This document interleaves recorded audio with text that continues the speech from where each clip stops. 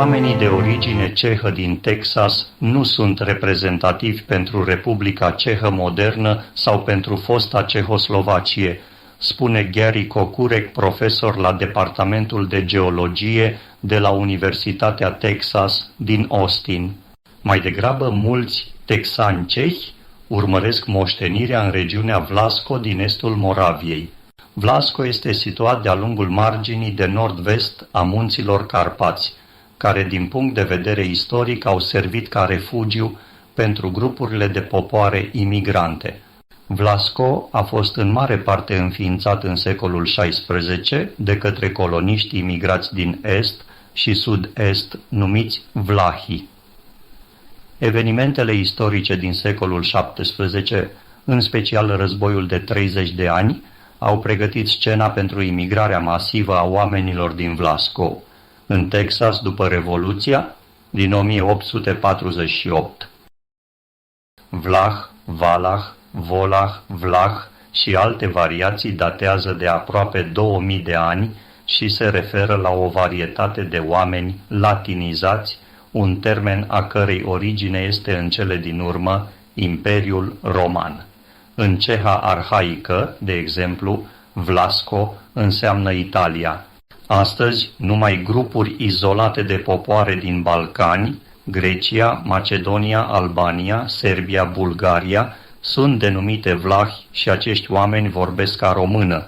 În acest material încercăm să răspundem la o serie de întrebări cum ar fi: cine erau valachii din Vlasco și ce evenimente au determinat migrarea lor?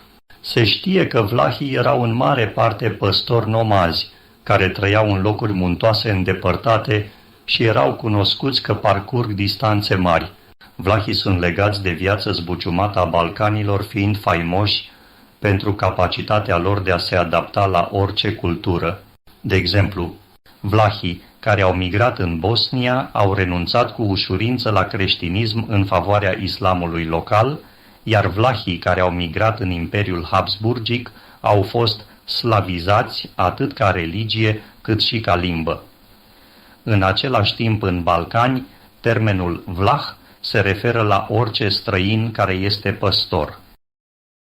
Extinderea maximă a Imperiului Roman în sud-estul Europei a avut loc după anul 106 după Hristos, când cucerirea Daciei a extins imperiul din Grecia modernă până în teritoriile României de azi.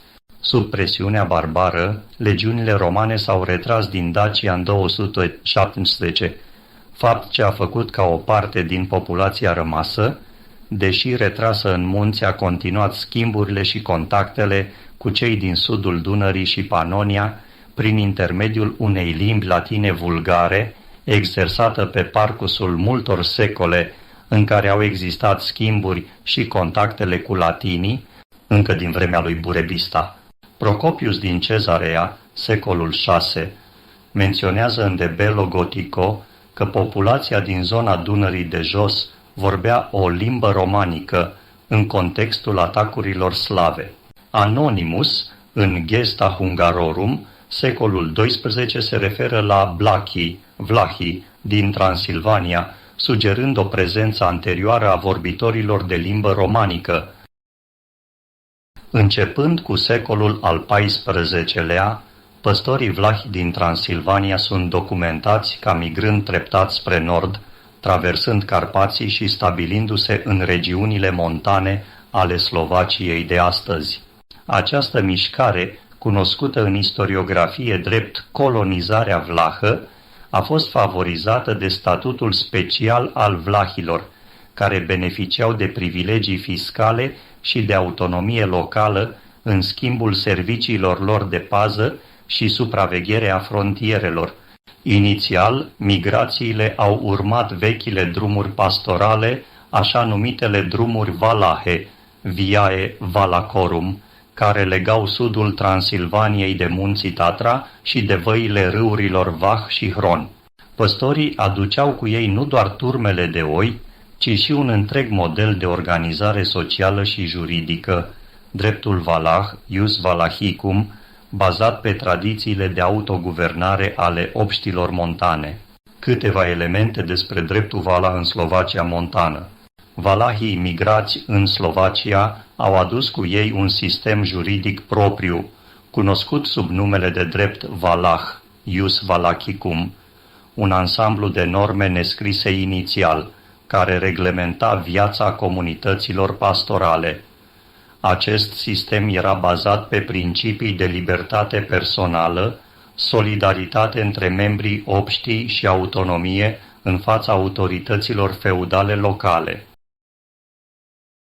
Comunități obștile alegeau liber conducătorii numiți knez sau vojvod, kneaz sau voievod, care avea atribuții administrative, juridice și militare. Valahii erau organizați pe bază de sate valahice, fiecare sat fiind o unitate juridică distinctă, capabilă să reglementeze singur conflictele interne. În schimbul folosirii pășunilor și terenurilor montane, obștile plăteau un tribut redus către nobili sau autorități, adesea în produse, brânză, lână, piei, în loc de bani. Era garantată libertatea de mișcare a păstorilor, ceea ce le permite să-și ducă turmele pe distanțe mari, fără a fi legați de un domeniu fix. Comunitățile puteau judeca local dispute minore, conform obiceiurilor strămoșești, apelând la instanțele nobiliare doar în cazuri grave. Dreptul valah a fost recunoscut oficial în mai multe documente ale regilor Ungariei, inclusiv în diplomele de colonizare din secolele XIV-XV. El a permis valahilor să-și păstreze identitatea distinctă timp de generații, chiar și în regiunile unde s-au amestecat ulterior populațiile slovace și maghiare. Prezența vlahilor a avut un impact semnificativ asupra dezvoltării economice și culturale a Slovaciei de Nord, au contribuit la formarea rețelelor de sate izolate în zonele muntoase, precum în regiunile Orava, Chisuce, Spiș. Au introdus arhitectura caselor de lemn cu acoperișuri înalte, adaptate iernilor grele, obiceiuri precum transhumanța, migrarea sezonieră cu turmele și sărbătorile pastorale au fost păstrate și integrate în tradițiile locale.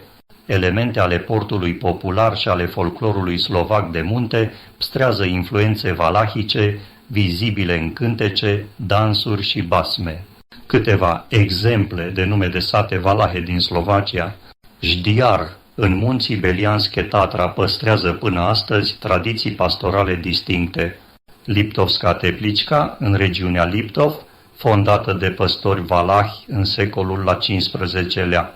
Valaska, lângă Brezno, numele său provine de la Valah, Vlah.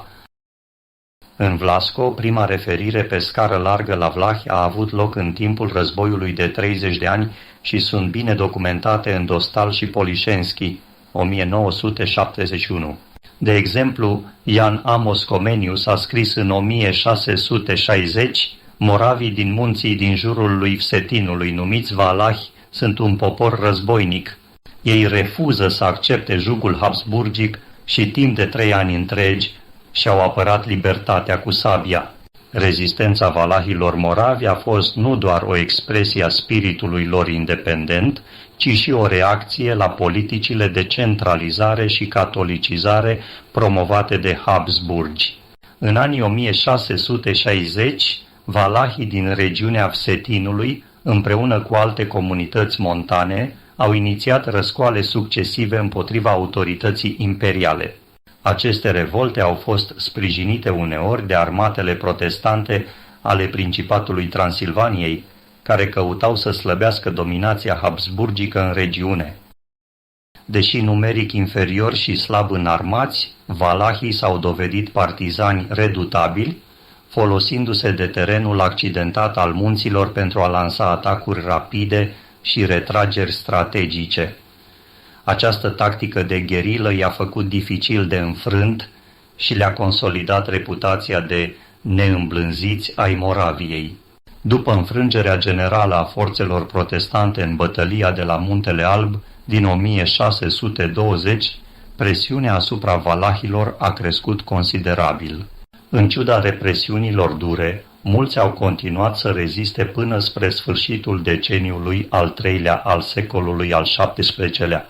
Autorul Polișenski subliniază că această perioadă de rezistență vlahă a avut un impact durabil asupra identității locale și a tradițiilor culturale din Vlasco, influențând chiar și organizarea socială a comunităților montane în secolele următoare.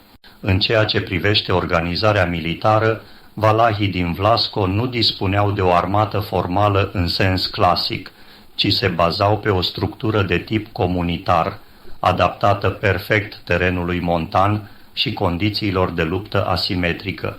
Fiecare sat sau grup de sate forma o unitate de luptători, condusă de un capitan ales ad hoc, de regulă un om cu experiență militară sau cu mare prestigiu în comunitate. În funcție de mărimea satului, un detașament vlah putea varia de la câteva zeci până la câteva sute de oameni. În mod tradițional, aceștia erau înarmați cu arme ușoare, pistoale scurte, lăncii, buzdugane și, mai ales, faimoasele lor seceri de luptă modificate din unelte agricole. Arcurile și puștile de proveniență transilvaneană sau polonă erau și ele utilizate pe scară largă. Strategia militară favoriza atacurile rapide și loviturile de harțuire, evitând confruntările directe cu trupele regulate habsburgice. Valahii preferau să îmbuscheze convoiurile imperiale, să distrugă depozitele de provizii și să hărțuiască trupele izolate, retrăgându-se apoi în pădurile dese și în văile greu accesibile ale Carpaților moravi.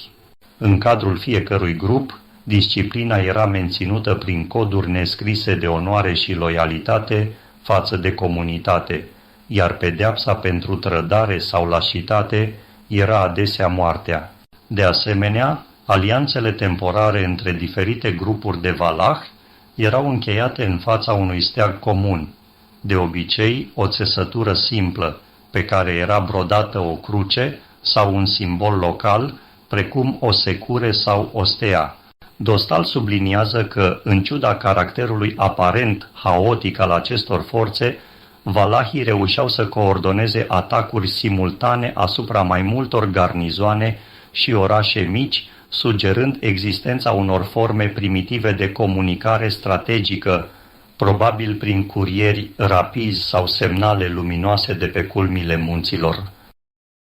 Una dintre bătăliile importante date de vlahi a fost cea de la muntele Hostin din 1626.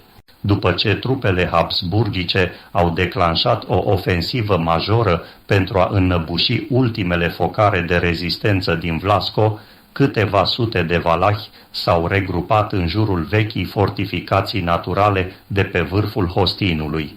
Conduși de capitanul Ianec din Vsetin, un lider carismatic, descris de tradiția orală ca purtând o mantie neagră și o secure dublă la șold, valahii au transformat muntele într-o cetate improvizată. Folosind drumurile înguste și pădurile dese ca linii de apărare, au respins mai multe încercări ale soldaților imperiali. Atacul final, declanșat în zorii unei zile cețoase de primăvară, a fost întâmpinat de valahi cu o ploaie de săgeți și gloanțe.